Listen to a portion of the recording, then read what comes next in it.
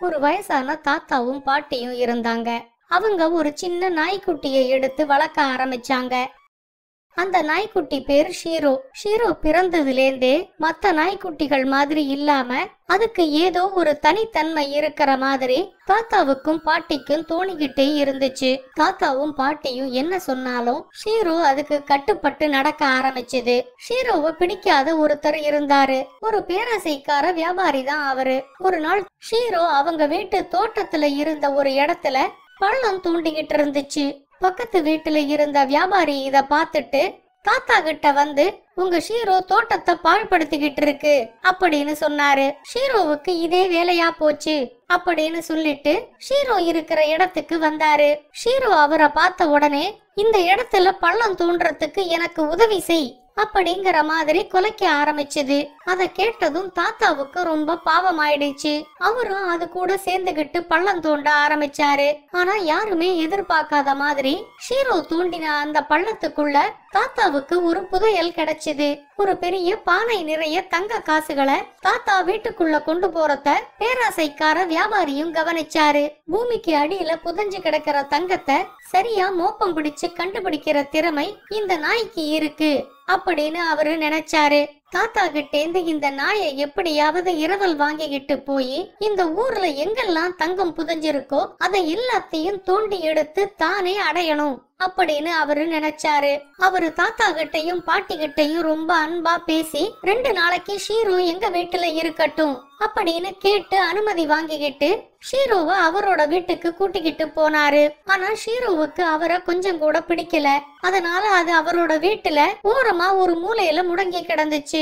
வியாபாரிக்கு இப்ப ஷீரோ மேல ரொம்ப கோபம் வந்துச்சு. அவரு ஷீரோ கிட்ட தங்கம் எங்க இருக்குன்னு மோப்பம் பிடிச்சு இப்ப எனக்கு கண்டுபிடிச்சு சொல்லு அப்படின்னு கேட்டாரு. ஆனா ஷீரோ அதை செய்யாம இருக்கிறத பார்த்ததும் வியாபாரிக்கு ரொம்ப கோபம் வந்து கையில ஒரு கம்பை எடுத்துக்கிட்டு ஷீரோவை போட்டு அடி அடின்னு அடிக்க ஆரம்பிச்சாரு. ஷீரோ அந்த வியாபாரி கிட்ட இருந்து தப்பிச்சு ஓட ஆரம்பிச்சுது. வியாபாரியும் ஷீரோவை துரத்திக்கிட்டு வந்துகிட்டே இருந்தாரு. அப்ப ஒரு இடத்துல ஷீரோ பள்ளம் தோன்றத பார்த்துட்டு இந்த இடத்துல கண்டிப்பா தங்கம் இருக்கும் அப்படிங்கிற எண்ணத்துல அந்த வியாபாரி ஷீரோவை அடிக்கிறத விட்டுட்டு அந்த இடத்தை தோண்ட ஆரம்பிச்சாரு. ஆனா கொஞ்சம் தோண்ட ஆரம்பிச்சதும் அந்த இடத்துல இருக்கிற மண் அப்படியே சரிஞ்சு வியாபாரியும் அந்த பள்ளத்துக்குள்ள விழுந்தாரு. அந்த பள்ளம் ஊர்ல இருக்கிற கழிவு நீரெல்லாம் வந்து கலக்கிற சாக்கடை. அவரை அங்க தள்ளி விட்டதுக்கு அப்புறம் ஷீரோ பத்திரமா மறுபடியும் தாத்தா பாட்டி வீட்டுக்கு வந்து சேர்ந்துடுச்சு. வியாபாரிக்கு பெரிய அவமானமா போச்சு. அதுக்கப்புறம் அவரு ஷீரோவோட வம்புக்கு வராம இருந்தாரு. ஆனா ஷீரோ கண்டுபிடிச்சு கொடுத்த புதையலை வச்சு தாத்தாவும் பாட்டியும் இப்ப அந்த ஊர்லயே மிகப்பெரிய பணக்காரரா மாறிட்டாங்க. இத மட்டும் அந்த வியாபாரியால பொறுத்துக்கவே முடியல. ஷீரோவுக்கு நல்லா வயசாகி ஒரு நாள் தூங்கிக்கிட்டு இருக்கும் போதே ஷீரோ இறந்து போயிடுச்சு. தாத்தாவும் பாட்டியும் ரொம்ப வருத்தத்தோட ஷீரோ புதையல் கண்டுபிடிச்ச இடத்திலேயே ஷீரோவோட உடலை புதைச்சிட்டு அதுக்கு மேல கொஞ்சம் ஆப்பிள் விதைகளை தூவி விட்டாங்க. அந்த இடத்துல ஒரு ஆப்பிள் மரம் ரொம்ப வேகமா வளர ஆரம்பிச்சது. அந்த பருவத்துல அந்த ஊர்ல இருந்த மத்த எல்லா மரங்களையும் விட இந்த ஆப்பிள் மரத்துல ஏராளமான பழங்கள் பழுத்துச்சு. ஷீரோவோட முதல் நினைவு நாள் வந்தப்போ ஷீரோவுக்கு பிடிச்ச அரிசி கேக் செய்யலான்னு பாட்டி முடிவெடுத்தாங்க. ஆப்பிள் மரத்துல காஞ்சு போயிருந்த சில கிளைகளை அடுப்பெரிக்கிறதுக்காக தாத்தா விறகா வெட்டிக்கிட்டு வந்தாரு. ஆப்பிள் மரத்தோட கிளைகளை தாத்தா வெட்டுறத பக்கத்து வீட்டுல இருந்த வியாபாரி பார்த்துக்கிட்டே இருந்தான். பாட்டி அரிசியில செஞ்ச கேக்குகளை தாத்தா பக்கத்து வீட்டு வியாபாரிக்கும் 2 கொடுத்தாரு. அன்னைக்கு சாப்பிடுறதுக்காக தாத்தாவும் பாட்டியும் உட்காரும் போதுதான் அந்த அரிசி கேக்குகள் எல்லாம் தங்க கட்டிகளா மாறி இருக்கிறத அவங்க கவனிச்சாங்க. தாத்தா பாட்டி கிட்ட, நம்ம ஷீரு மறுபடியும் ஒரு அற்புதத்தை செஞ்சிட்டான், நமக்கு புதையலா கிடைச்ச தங்க காசுகள் தீர்ந்து போக போகுது அப்படின்னு தெரிஞ்சுக்கிட்டு இப்ப தங்க கட்டிகளை நமக்கு அனுப்பி வச்சிருக்கான் அப்படின்னு சொன்னாரு. பக்கத்து வீட்டு வியாபாரிக்கு தாத்தா கொடுத்த 2 கேக்குகளும் தங்க கட்டிகளா மாறி இருந்ததா பார்த்ததும் வியாபாரிக்கு மறுபடியும் பேராசை குணம் வந்துடுச்சு. ஆப்பிள் மரத்திலிருந்து சில விறகுகளை வெட்டிக்கிட்டு வந்து அவனோட வீட்டுல அரிசி கேக்குகளை செஞ்சு பார்த்தான். ஆனா அந்த அரிசி கேக்குகள் எல்லாமே கூழாங்கல்லா மாறிடுச்சு. அதனால வியாபாரிக்கு தாத்தா மேலையும் பாட்டி மேலையும் பொறாமை ரொம்பவே அதிகமாயிடுச்சு. என்ன சாக்கடையில தள்ளிவிட்ட அந்த நாய் இறந்து போனதுக்கு அப்புறம் கூட தாத்தாவுக்கும் பாட்டிக்கும் தங்க கட்டிகளை கொடுக்குது, எனக்கு கூழாங்கல்ல கொடுத்திருக்கு. அந்த நாய் உயிர் வாழற இந்த ஆப்பிள் மரத்தை நான் விடமாட்டேன். அன்னைக்கு ராத்திரியோட ராத்திரியா ஆப்பிள் மரத்தை மொத்தமா தீ வச்சு எரிச்சிட்டு அந்த ஊரை விட்டே ஓடி போயிட்டான்.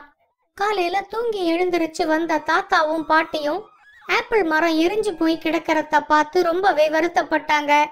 தாத்தா பாட்டி கிட்ட ஷீரோவோட ஞாபகமா இந்த ஆப்பிள் மரம் எரிஞ்சு போன சாம்பலையாவது சேர்த்து வைப்போம் அப்படின்னு சொல்லிட்டு மொத்த சாம்பலையும் எடுத்து ஒரு ஜாடிக்குள்ள போட்டு வச்சாரு.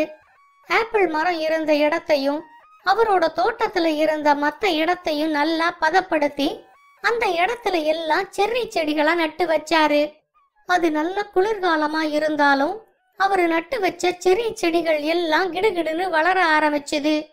குளிர்காலத்துல அந்த நாட்டுல இருந்த எந்த செர்ரி செடியும் வளராதப்போ தாத்தாவோட தோட்டத்துல மட்டும் செர்ரி செடிகள் பூத்து குலுங்கறத கேள்விப்பட்டு அந்த செர்ரி செடிகளை பாக்கறதுக்காக அந்த நாட்டு ராஜாவே நேர தாத்தாவோட தோட்டத்துக்கு வந்துட்டாரு. தாத்தாவோட தோட்டத்து அழக பார்த்துட்டு அவரு தாத்தா கிட்ட, என்னோட மகளுக்கு செர்ரி செடிகள் பூத்து குலுங்கறத பாக்கறதுக்கு ரொம்பவே பிடிக்கும்.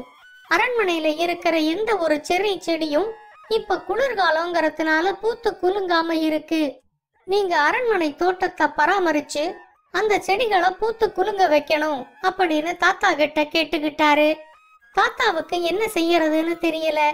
ஆனா இது எல்லாமே ஷீரோவோட அற்புதம் தான். ஷீரோவோட துணை இருக்கும்போது இந்த வேலைய தன்னால நல்லா செய்ய முடியும் அப்படின்னு நினைச்சு ராஜா கேட்டுக்கிட்ட மாதிரியே அரண்மனை தோட்டத்தை பராமரிக்கிறதுக்கு ஒத்துக்கிட்டாரு. அவரு அரண்மனைக்கு கிளம்பும் போது பாட்டி அவர்கிட்ட ஆப்பிள் மரத்தோட சாம்பல் இருந்த ஜாடிய கொடுத்து அனுப்பினாங்க. அந்த சாம்பலை உரமா பயன்படுத்தினப்போ அரண்மனை தோட்டத்துல இருந்த செர்ரி செடிகள் எல்லாம் தாத்தா எதிர்பார்த்த மாதிரியே பூத்து குலுங்கிச்சு. இளவரசிக்கு தாத்தாவை ரொம்பவே பிடிச்சு போய் தாத்தாவுக்கு செர்ரி தாத்தானே பேர் வச்சிட்டாங்க. அரண்மனை தோட்டத்தை நல்லா பராமரிச்சு செர்ரி செடிகளை பூத்து குலுங்க வச்ச தாத்தாவுக்கு ராஜா நிறைய பரிசுகளை கொடுத்தாரு. அது மட்டும் இல்லாம ஒவ்வொரு வருஷமும் அரண்மனைக்கு வந்து செர்ரி செடிகளை பராமரிக்கிற வேலையையும் தாத்தாவுக்கே ராஜா கொடுத்தாரு. அதுக்கு அப்புறம் வந்த ஒவ்வொரு வருஷமும் தாத்தா ஆப்பிள் மரத்தோட சாம்பல் இருந்த ஜாடியை எடுத்துக்கிட்டு அரண்மனைக்கு போய் அரண்மனை தோட்டத்தை பராமரிச்சு செர்ரி செடிகளை பூத்து குலுங்க வைக்கிற வேலைய தொடர்ந்து பல வருஷத்துக்கு செஞ்சுக்கிட்டே இருந்தாரு. அரண்மனை தோட்டத்துல பூக்கிற ஒவ்வொரு செர்ரி பூக்கள்லயும் ஷீரோ வாழ்ந்துகிட்டே இருந்துச்சு.